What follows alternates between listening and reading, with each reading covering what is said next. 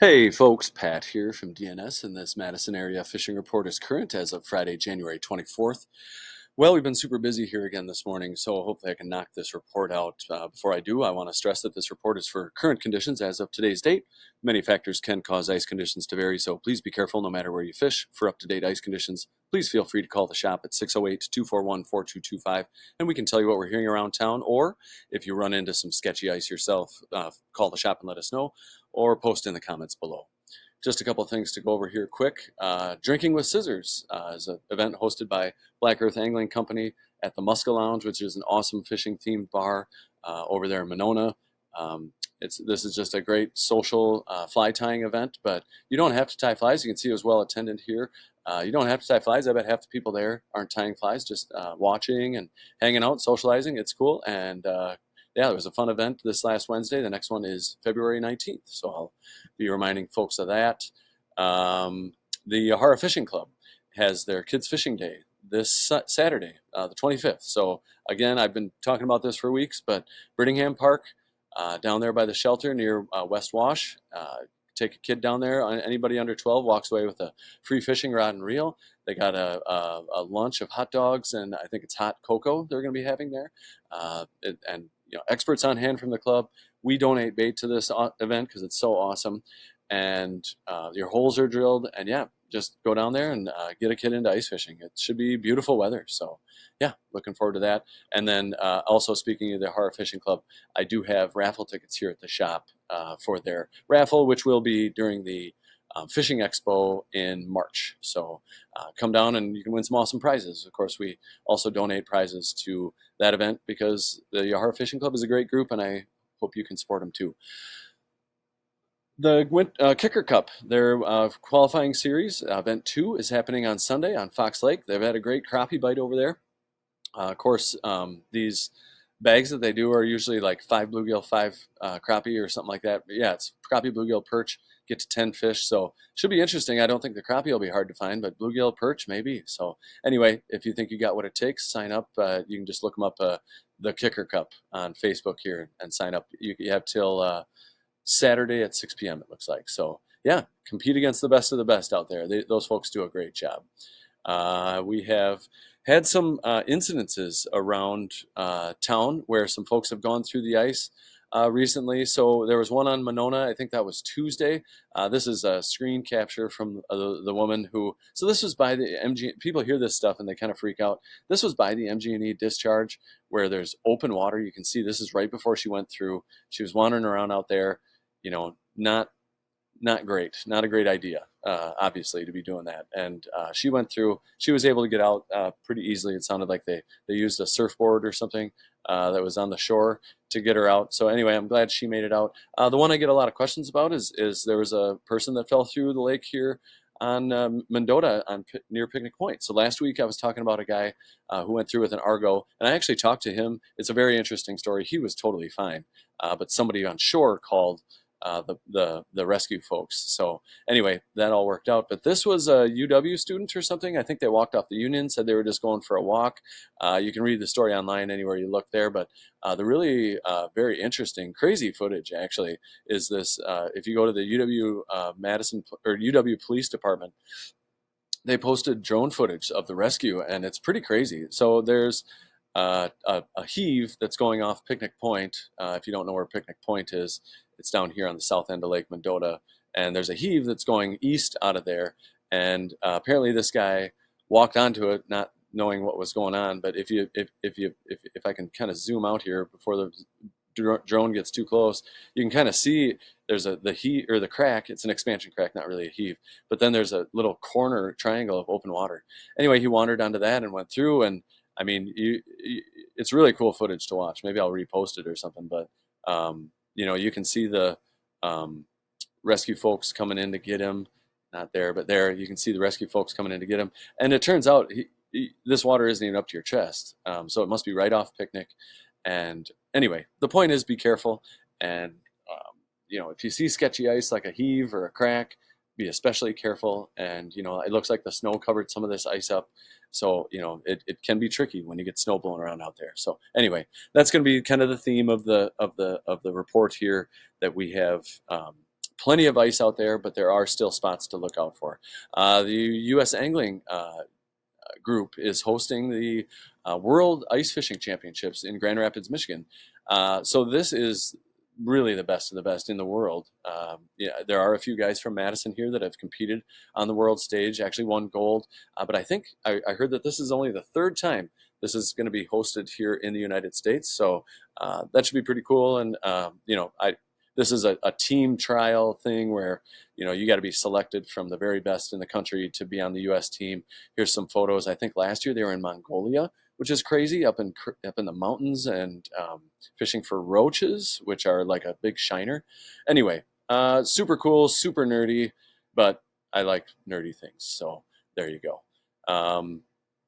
I think that does it for that stuff. Just a couple more things, a little bit of shop news. Spikes, the ice does have a little bit of snow on top, but it is still very slippery. You watch that drone footage of those rescue guys getting that guy out, and they're slipping all over the place. So maybe they should swing in and grab some spikes here. They are in short supply. A lot of things in ice fishing are in short supply right now. Half of the country is covered in ice right now. So there's shops down in Missouri that are crying out for ice fishing gear. So supplies are getting limited. I do have these Catula micro spikes. They're super nice. Kevin that works here, he walks with a cane. He needs to be stable on the ice. He says these are by far the best that he's used. So a little pricier. They're not as cheap as the rubber HT ones, which I do have some on order and will be coming, but these micro spikes are really, really great. Also, again, Spud Bar, ice picks, J-rope. Just sold one to a guy 20 minutes ago. No matter how thick the ice is, you always want to be prepared for what's going on out there. Another product we're excited to carry here is these Night Star, the original Night Star. HT makes a Night Star, but these guys are the original, I guess. It's a Wisconsin company, American tackle company, and these are a durable tip-up light. The cool thing about these is that they flash different colors. So most tip-up lights are red. Sometimes you'll see a green or something. But you're fishing with a group of folks, and you got a bunch of flags out. You want to know which one's yours in the dark. You can distinguish yours. So I got red, white, and blue, green and gold. I got purple and gold, not for Vikings fans. These are for East Side Per Golders, or I guess if you're a Vikings fan, and then a rainbow one. So swing on in, grab some unique tip-up lights. We also have a tying department. I'm just going to mention this quick every week because winter is tying time. So hunker down and tie some flies if you want. A couple posters up on the front door. 2025 Muskie Expo, March 5th, 14th through the 16th. That's the one in Wausau, not the Muskie School that's in Wanakee, which I also have a poster for, but I haven't put it up yet. Ladies Ice Fishing Day down at Dooner's Pub on Lake Koshkonong, Saturday, February 1st. The Kegonsa Stoughton Conservation Club ice fishery is this Saturday. I believe it starts tonight at midnight and goes all the way through Saturday. I don't see anything about the tagged. They usually do like a tagged $10,000 walleye. I don't see anything about that, but they do have some great prizes. Stoughton Conservation Club, great group of folks. And you can support them and maybe win some cool stuff. I got a poster for the Kids Fishing Day, of course, poster for Drinking with Scissors. And then it looks like January 30th through February 2nd, there's a big fishery down there in Prairie du Chien. So I think that pretty much does it for announcements. We can get into the report here. So weather-wise, it was very cold. I'm sure you all know that. We had temps, barely cracking zero a couple days, but we made lots of ice, which is the good news. And it appears we're coming out of this cold snap this weekend with some beautiful temps, 37, I think I saw for Saturday, upper 20s Sunday. So great chance to get out. All next week looks beautiful, but we've got plenty of ice out there. And I guess that's kind of a good segue into the ice update. So generally speaking, ice thickness across the chain is mostly running at least 10 to 12 inches everywhere. So conditions are generally safe for ATV travel. That being said, I'll try to cover any sketchy areas I've heard about as I go through the report. Because generally with the conditions being pretty much safe, there's only like a few sketchy areas to talk about. So I'll cover those as we go through the report. But always do be careful, and there's no such thing as safe ice. All right, and we're back. So as far as fishing goes, generally around the chain with the week of cold temps, I haven't had a lot of folks getting out on the ice, so I don't have a ton of reports coming in. If it's shallow water, panfish you're after, and if you can find weeds, you'll likely find bluegill. With maybe a crappie mixed in, with the usual spikes, waxies, and plastics, working well for those fish. Folks fishing shallow water tip-ups with shiners have been seeing good action for bass and lots of smaller pike all over the chain, especially Mendota. Walleye have also been showing up in the same shallow areas, mostly ones that are close to shoreline breaks, usually at low light hours. Otherwise, a few anglers that have ventured out into the mid-lake humps looking for walleye uh, have had mixed reports, I guess we'll say, with most of the action, again, coming during low light periods. Either way, if it's walleyes you're after, medium shiners, small suckers, and blacktail chubs are good choices for those fish. Few perch are being picked up by the few anglers that have ventured out over the deep water on Mendota, but size has been a bit of an issue. I haven't heard anything off Lake Monona, and while the perch have been a little bit hard to find on Wabisa and Kiganza, it sounds like if you can find them, they are in a good mood. But we'll talk about that in a little bit. Up here on Cherokee, lots of ice out there, plenty safe for walking. Lots of good tip-up action, mostly small, 18 to 24-inch pike, some decent largemouth, and the bluegill fishing continues to be good. It's just super hit or miss. So go up and check it out. If it's not happening, move somewhere else. But as far as Lake Mendota goes, I guess we'll talk about the sketchy ice spots first. So there is nasty heave going from Maple Bluff over to Governor's Island. It looks like it's like 4 feet tall. I heard that you can cross it close to shore, but it's can be sketchy in both those spots.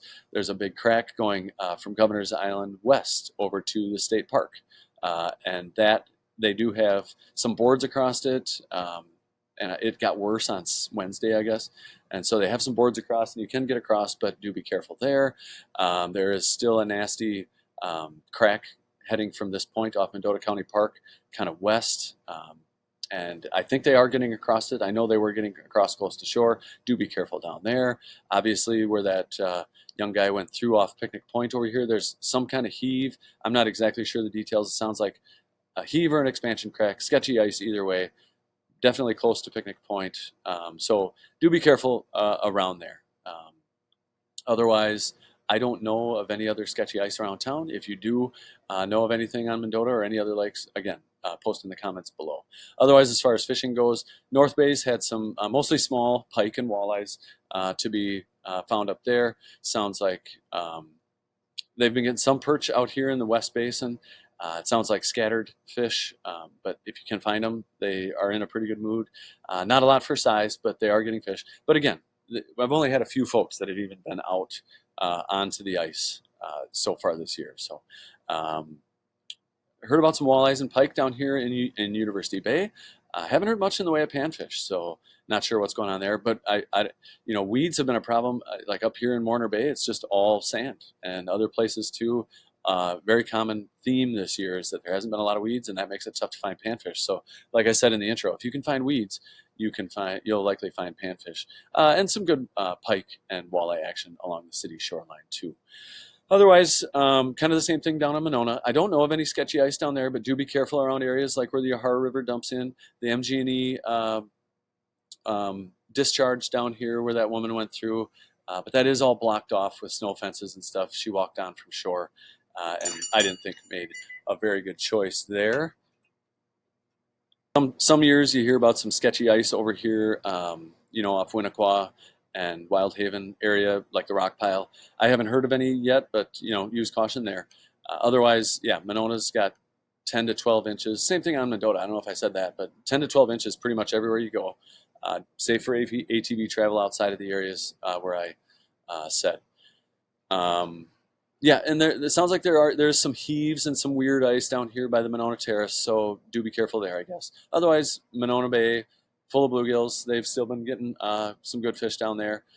Triangles, seems like the action might have slowed down there a little bit. Lake Winger, lots of small gills. You got some chance at some nice bass and smaller pike on tip-ups. Otherwise, on the rest of Lake Monona, Turtle Bay has been quiet. Weechawak Bay, formerly known as Squaw Bay. I've been hearing about spotty bluegill action, but some decent bluegill action. Sounds like there's good weeds in there, and some small walleyes and pike. Down the chain here, Upper Mud has plenty of ice. All the chain has plenty of ice, 10 to 12 inches pretty much everywhere. Upper Mud sounds like the only pain is the bumpy walk back there through the path off the little county park here, but haven't really heard much reports, I think probably because of the cold, and Upper Mud's one of those spots people fish early and then kind of move on. But, the dredge hole always has panfish, and there's usually good tip-up action around there too. So down in Wabisa, I don't know of any sketchy ice other than you'd want to avoid the trestle up here and probably where the water comes out, or where the lake comes out here through Babcock.